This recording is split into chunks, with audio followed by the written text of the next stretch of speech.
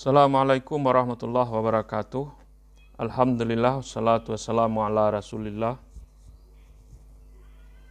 Saudara-saudara mahasiswa semester 5 jurusan PAI yang ambil mata kuliah analisis kurikulum PAI.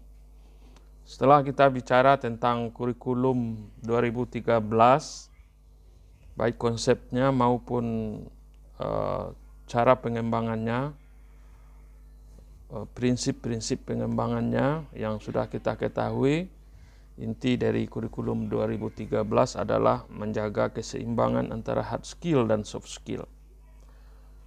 Jadi setelah bicara rumah besar kita coba masuk ke dalam rumah kecil kita PAI untuk mengetahui pelaksanaan kurikulum PAI ini. Kita merujuk kepada salinan atau keputusan Menteri Agama tahun 2019 tentang kurikulum pendidikan agama Islam dan bahasa Arab. Nah, pada kesempatan ini saya mau menjelaskan sedikit tentang SKL. Bicara tentang kurikulum PAI, tentu kita mulai beranjak dari membicarakan tentang kompetensi lulusan. Apa kompetensi yang diharapkan dari satuan pendidikan, mulai dari madrasah ibtidaiyah, madrasah sanawiyah, dan madrasah aliyah. Nah, kita bicara tentang standar kompetensi lulusan ini, kita bicara apa capaian atau apa kompetensi. Kompetensi itu berupa pengetahuan, sikap, dan keterampilan yang diharapkan dari mahasiswa kita, dari siswa setelah tamat satuan jenjang pendidikan, apakah MIN, MTS, dan apa. Kenapa ini perlu kita bahas? Setiap satuan pendidikan sesuai karakteristik psikologi, karakteristik perkembangan siswa, maka berbeda target pencapaiannya. Bisa saja mata pelajarannya sama, fikih umpamanya. Fikih di sanawiyah itu akan berbeda dengan fikih di aliyah, beda dengan ibtidaiyah. Kenapa berbeda? Karena berbeda karakteristik anaknya, beda umurnya, dan berbeda ruang lingkup materi yang akan dipelajarinya. Standar kompetensi lulusan ini dilatar belakangi oleh minimal 2 Undang-Undang RI 1945 pasal 31 ayat 3, bahwa pemerintah harus mengusahakan dan menyelenggarakan satu sistem pendidikan nasional yang meningkatkan keimanan dan ketakwaan serta akhlak mulia dalam rangka mencerdaskan kehidupan bangsa.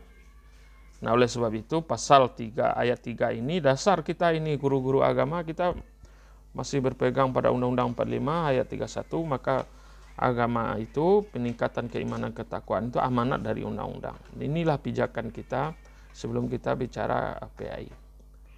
Yang kedua, dari undang-undang itu diturunkanlah Undang-Undang nomor 20 tahun 2003 tentang sistem pendidikan nasional.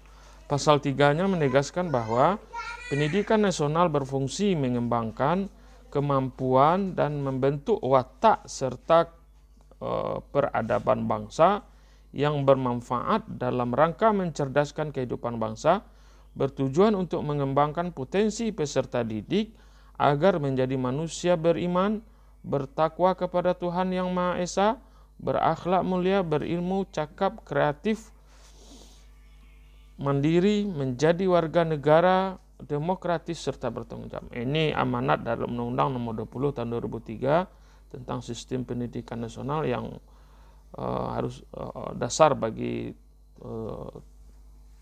perumusan standar kompetensi lulusan satuan pendidikan. Apa tujuan standar kompetensi lulusan itu? Tujuannya adalah standar kompetensi lulusan digunakan sebagai acuan. Nah, inilah acuan bagi sekolah nanti, kepala sekolah, guru, siswa, acuan utama pengembangan nanti standar isi terkait dengan isi kurikulum. Seluruh mata pelajaran itu yang dimaksud standar isi nanti turunnya kelompok mata pelajaran, standar proses, standar penilaian, standar pendidik, standar dan tenaga pendidikan, standar sarana prasarana, standar pengelolaan, dan standar seluruh standar itu merujuk kepada standar kompetensi lulusan. Nah, apa saja ruang lingkup SKL itu? Standar kompetensi lulusan terdiri atas kriteria kualifikasi kemampuan peserta didik yang diharapkan dapat dicapai setelah menyelesaikan masa itu yang saya katakan tadi, masa belajarnya di satuan pendidikan, jenjang pendidikan, madrasah ibtidaiyah, madrasah sanawiyah, dan madrasah aliyah. Adapun rinciannya adalah untuk madrasah ibtidaiyah ini perlu diperhatikan betul ini. Untuk madrasah ibtidaiyah itu SKL-nya adalah setelah menjalani proses pembelajaran secara internal, lulusan madrasah ibtidaiyah diharapkan memiliki sikap, pengetahuan, dan keterampilan sebagai berikut. Nah, ini yang pertama. Ini bisa kita lihat dimensi-dimensinya. Dimensi sikap. Nah, kata kunci dari sikap ini menurut saya yang perlu digarisbawahi adalah memiliki perilaku yang mencerminkan sikap beriman, ini bertakwa kepada Tuhan Yang Maha Esa, berkarakter jujur, peduli, bertanggung jawab, pembelajar sejati sepanjang hayat, serta sehat jasmani rohani dengan perkembangan anak di lingkungan keluarga. Sesuai dengan perkembangan anak di lingkungan keluarga, madrasah, masyarakat, di lingkungan alam sekitar, bangsa dan negara. Ini kata kuncinya adalah akhlak-akhlak sikap yang dibentuk adalah diutamakan di sekitar lingkungan keluarga. Umpamanya kebersihan, bagaimana melatih anak membersihkan rumahnya itu, karena dia masih ibtidaiyah ya. Sedangkan pengetahuan, jadi kata kuncinya yang dekat dengan rumah tangga. Sedangkan pengetahuan adalah memiliki pengetahuan faktual, ini faktual, pengetahuannya harus faktual, konseptual, prosedural, dan metakognitif. Ini nanti kita bahas nanti faktual, konseptual.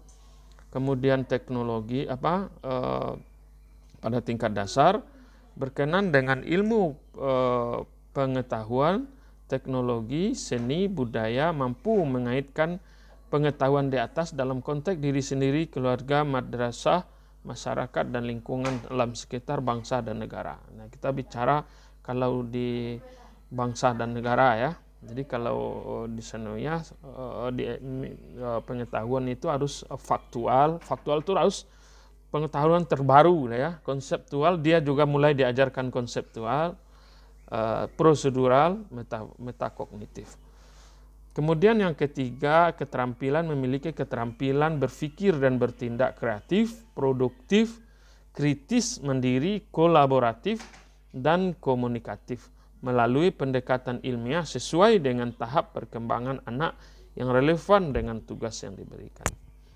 Nah, itu untuk ibtidaiyah. Sedangkan untuk aliyah, setelah memproses secara integral, lulusan madrasahnya diharapkan ini pertama dimensi sikapnya, memiliki perilaku yang mencerminkan sikap sama beriman, berkarakter jujur, peduli, sama ini sesuai dengan perkembangan anak di lingkungan keluarga, madrasah, masyarakat, lingkungan sekitar, bangsa, dan kawasan regional. Nah, jadi sikapnya itu sudah mulai mendunia regional. Nah, kalau tadi hanya nasional, keluarga, dan nasional. Kalau ini sudah mulai kawasan regional. Itu saja sikap. Sikap artinya sikap keterbukaannya sudah mulai diberikan informasi. Itu kompetensi lulusannya. Sementara dari segi pengetahuan, memiliki pengetahuan faktual sama konseptual, prosedural, metakognitif, tingkat teknis, spesifik, sederhana, berkenaan dengan ilmu pengetahuan dalam konteks dirinya sendiri, keluarga, madrasah, masyarakat, lingkungan alam sekitar, bangsa, negara, dan kawasan regional. Sama dengan ibtidaiyah tadi, dia lebih regional. Jadi pengetahuannya itu sudah keluar dari ruang lingkup hanya Indonesia, dia juga mengenal kawasan regional. Pengetahuan faktualnya tadi, fakta-fakta yang dibicarakan sudah masuk ke negara. Nah, itu bedanya SD. Sementara keterampilan juga seperti itu, memiliki keterampilan berpikir, bertindak, kreatif, produktif, kritis, mandiri, kolaboratif, dan komunikatif melalui pendekatan ilmiah sesuai dengan yang diajari di satuan pendidikan dan sumber lain secara mandiri. Diajar mereka untuk terampil dalam mandiri. Kemudian untuk aliyah, sikapnya itu sama dengan yang tadi, bedanya ini sudah tetap jujur, sikapnya jujur, bertakwanya nanti sesuai mata pelajarannya nanti. Tetapi kawasannya adalah selain kawasan regional sudah masuk internasional. Nah, itu yang perlu digarisbawahi. Jadi sikap-sikap keterbukaan anak sudah berbicara tentang internasional. Anak sudah diajarkan bagaimana kehidupan negara lain, diajarkan negara-negara yang ada di dunia ini, benua-benua yang ada, bagaimana kehidupan politik, ekonomi, dan sebagainya. Itu yang diharapkan dari aliyah itu. Sikapnya itu ya memiliki perilaku yang mencerminkan sikap beriman, bertakwa, tapi ruang lingkupnya adalah dikait dengan lingkungan internasional.